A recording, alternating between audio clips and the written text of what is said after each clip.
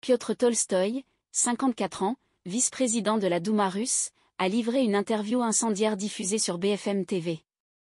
Il s'en prend à Emmanuel Macron et Gabriel Attal. Il a mis en garde la France contre l'envoi de troupes en Russie, en réaction aux propos du président français, sur un éventuel soutien militaire à l'Ukraine. Tolstoï a affirmé que l'envoi de soldats français à Odessa pourrait déclencher une troisième guerre mondiale, menaçant de tuer tout soldat français en Ukraine. Vous les Français qui voulez venir avec vos soldats à Odessa, vous provoquez une troisième guerre mondiale. Nous allons tuer tous les soldats français qui viennent sur le sol ukrainien. Ajoutant, l'idée d'envoyer des soldats français en Ukraine se terminera par des cercueils recouverts du drapeau tricolore à Orly. Le vice-président de la Douma russe a rejeté l'opinion et les limites d'Emmanuel Macron, affirmant que la Russie se moquait de ses paroles.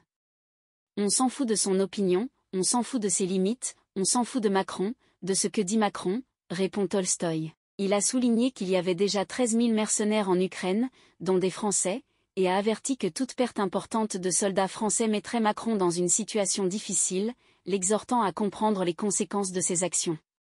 Aujourd'hui, il y a 13 000 mercenaires en Ukraine, 367 Français ont déjà été tués, et on va tuer tout le monde, ne vous inquiétez pas, rajoute-t-il. Piotr Tolstoï a suggéré que la Russie envisageait sérieusement la possibilité d'une frappe nucléaire sur Paris.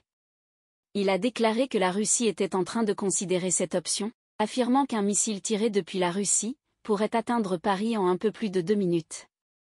Piotr Tolstoï a également critiqué la classe politique française, l'homme politique russe s'en est pris à Gabriel Attal, Premier ministre français, affirmant que la France était gouvernée par des pervers.